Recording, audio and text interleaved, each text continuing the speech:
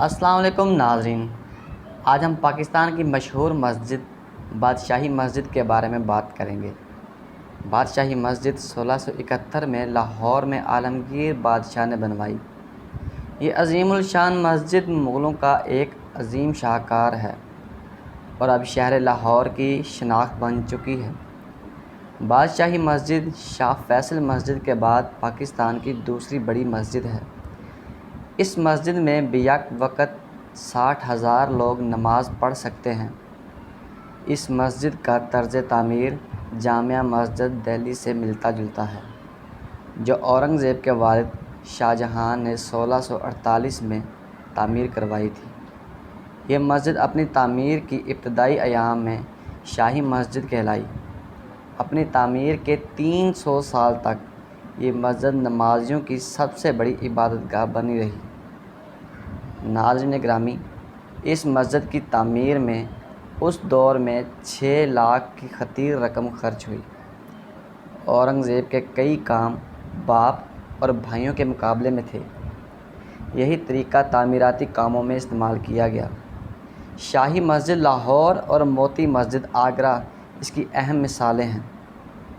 لاہور میں آئے سیاحوں نے اس مسجد کا ذکر اپنی تحریروں میں کیا ہے۔ یہ بہت بڑی مسجد ہے جس کا صحن نہایت چوڑا ہے۔ اس کے گنبد بھی اتنے بلند ہیں کہ میناروں کے مانند معلوم ہوتے ہیں۔ اس کی ایک برجی بھونچال کے صدمے سے گر گئی تھی۔ باقی 3 برجیاں مرمت نہ ہونے کی وجہ سے خراب ہو گئی تھیں۔ مہاراجہ رنجیت سنگھ نے ان تینوں کو بھی مسمار کر دیا۔ اب یہ چاروں مینار بے گنبد ہی رہ گئے۔ مغل حکومت کے بدلے کے ساتھ اس مسجد نے بھی کئی بدلتے ادوار دیکھے۔ ناظرین گرامی، وہ مسجد جس کے اخراجات کے لیے ایک ضلع کی آمدن درکار تھی، وہ انتہائی برے حالات میں رہی۔ مہاراجہ رنجیت سنگھ نے اس مسجد کے صحن کو اپنے گھوڑوں کا اصطبل بنا دیا۔ مسجد کے شمال و جنوب میں موجود چبوترے مسلمان بچوں کی درسگاہ تھے، جنہیں سکھ فوجیوں نے اپنی رہائش گاہ میں تبدیل کر دیا۔ یہ مسجد اس طرح سکھوں کے قبضے میں رہی کہ کوئی مسلمان اس میں داخل نہیں ہو سکتا تھا، اور سکھوں نے اس مسجد کے ساز و سامان اور پتھر کو بہت خراب کر دیا۔ مسجد کے اطراف کو ایک بار پھر سے درست کرنے کی کوشش کی گئی۔ مسجد کے صحن میں موجود درختوں کو بھی گرا دیا گیا، جو کہ گھوڑوں کو سایہ دینے کے لیے استعمال کیے جاتے تھے۔ اس کے بعد مسجد کو مسلمانوں کے حوالے کر دیا گیا۔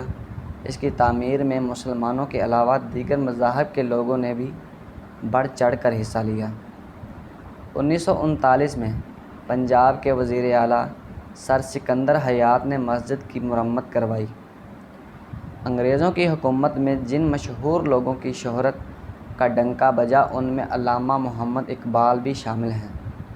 1938 میں ان کی وفات کے بعد انہیں مسجد کی سیڑھیوں کے سامنے شمال کی طرف ایک مقبرے میں دفن کیا گیا۔